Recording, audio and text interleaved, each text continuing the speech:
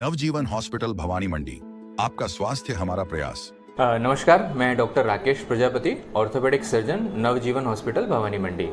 आज हम चर्चा करेंगे एक बहुत ही आम कॉमन टॉपिक के बारे में, जिसका नाम है ऑस्टियोआर्थराइटिस ऑफ द नी, या जिसे हम आम भाषा में घुटने घिसने की बीमारी के नाम से भी जानते हैं।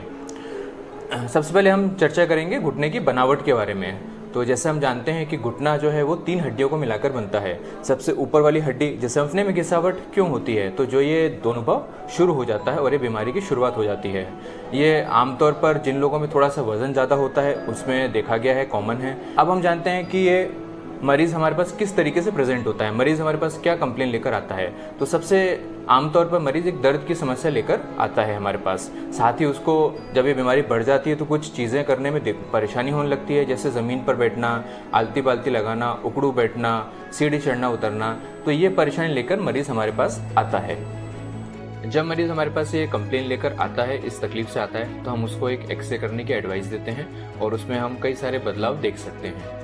ये एक एक्सरे है जिसे जानेंगे कि मरीज को इस बीमारी से छुटकारा कैसे दिलाया जाए, कैसे ठीक किया जाए।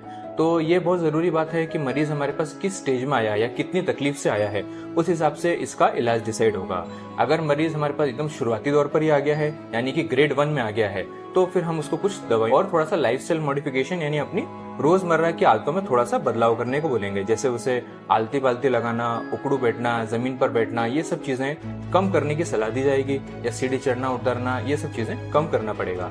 इसके बाद अगर थोड़ा सा ज्यादा तकलीफ होती है या ग्रेड 2 में मरीज हमारे पास आता है, तो इसके साथ साथ ऑपरेटिव केस बन जाता है। फिर इसमें बिना ऑपरेशन के इलाज थोड़ा मुश्किल है या मरीज को उतना आराम नहीं आता है। तो ऐसी स्थिति में हम एक एंगल करेक्शन सर्जरी करते हैं, जिसे हम हाई टेबल ऑस्टियोटमी के नाम से। तो फिर हमें उसके घुटने को बदलने की आवश्यकता पड़ती है। इसमें हम या तो मरीज का आधा, अगर आपको भी इस प्रकार की समस्या आ रही है, घुटनों में दर्द है, तकलीफ है, तो आप इसके इलाज के लिए नवजीवन हॉस्पिटल भवानी मंडी में उपचार ले सकते हैं। धन्यवाद।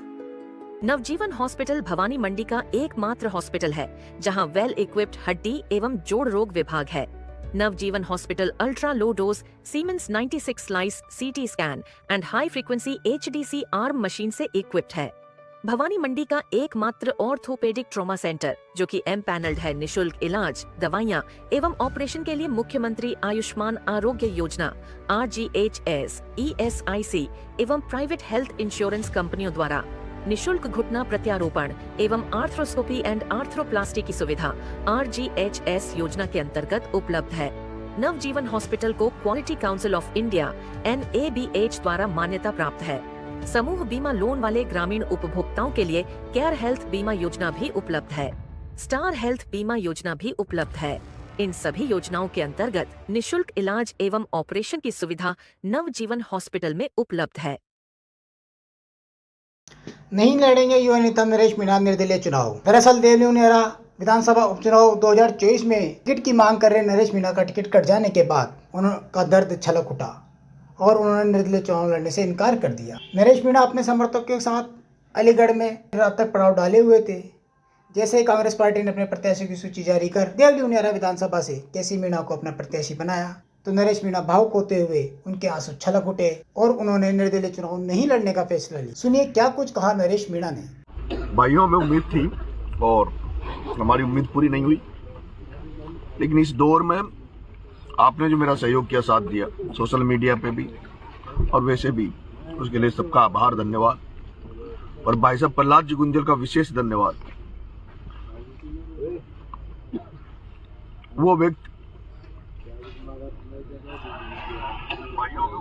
और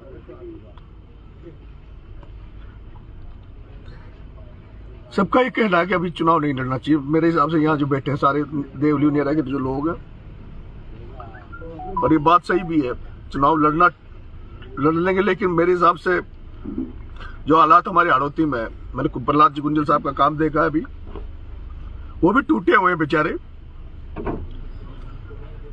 और हमारी जोड़ी बिखर जाएगी। और मैं नहीं चाहता हम दोनों की जोड़ी बिखरे।